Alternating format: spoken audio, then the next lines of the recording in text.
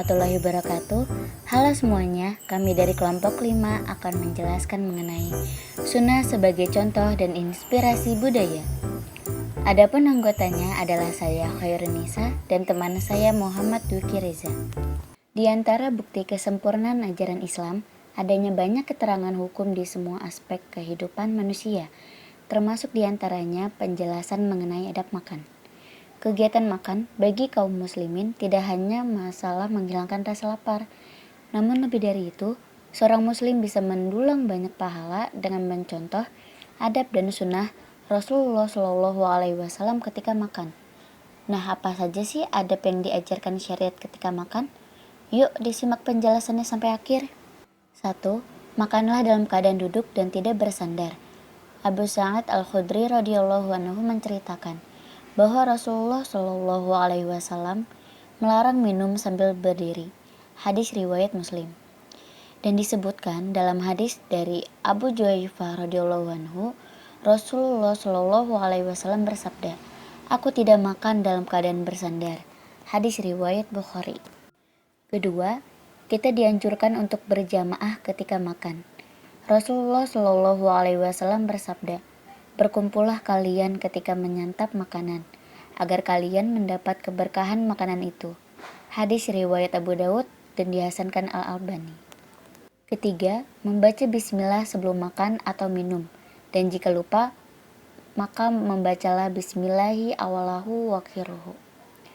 Dari Aisyah radhiyallahu anhu, Rasulullah Shallallahu Alaihi Wasallam bersabda, "Jika kalian hendak makan, maka bacalah basmalah. Jika lupa baca basmalah di awal, maka hendaknya membaca bismillahi awalahu wa akhiruhu." Hadis riwayat Abu Dawud dan disahihkan Al-Albani. Yang keempat, makan dan minum dengan menggunakan tangan kanan. Dari Ibnu Umar radhiyallahu anhu, Rasulullah Shallallahu Alaihi Wasallam bersabda, "Jika kalian makan, maka makanlah dengan tangan kanan, dan apabila minum, maka minumlah dengan tangan kanan. Sesungguhnya setan makan dengan tangan kiri dan minum dengan menggunakan tangan kirinya." Hadis riwayat Muslim.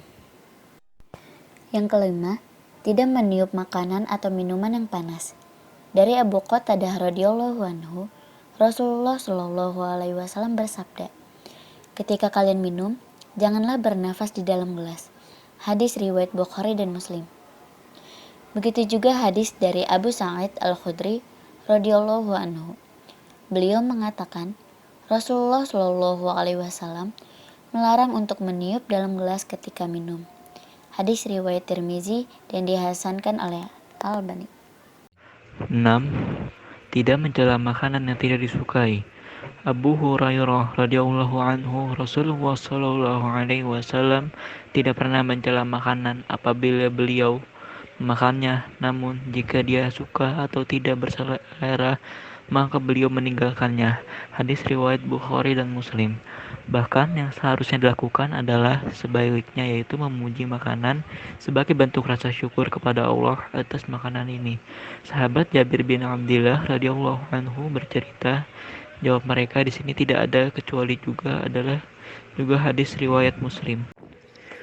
7. Mengambil bagian makanan yang terjatuh dan tidak membuangnya. Dari Jabir bin Abdillah, Rasulullah Shallallahu Alaihi Wasallam bersabda, "Jika ada makanan kalian yang jatuh, hendaklah dia mengambilnya dan membersihkan kotoran yang melekat padanya. Kemudian dia makan dan jangan ditinggalkan untuk setan." Hadis riwayat Muslim. 8. Hindari makan berlebihan. Allah tidak menyukai tindakan boros dan berlebihan, termasuk dalam makan dan minum. Allah berfirman yang artinya, "Makan dan minumlah, namun jangan berlebihan. Sesungguhnya Allah tidak menyukai orang-orang yang berlebihan." Quran Surat Al-A'raf ayat 31. 9. Dianjurkan untuk menjilat jemari tangan kanan setelah makan, karena kita tidak tahu bagian manakah yang berkah. Dari Jabir bin Abdillah, Rasulullah Shallallahu Alaihi Wasallam bersabda, "Apabila selesai makan, hendaklah dia menjilat jari tangan kanannya, karena dia tidak tahu di makanan bagian manakah yang mengandung berkah." Hadis riwayat Muslim.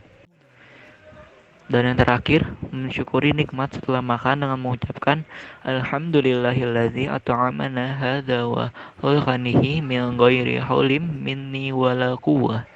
Artinya, siapa yang setelah maka membaca Alhamdulillahilladzi at'amani hadza wa razaqanihi min ghairi haulim minni wala quwwah, maka dosa-dosanya yang telah terlewat akan diampuni.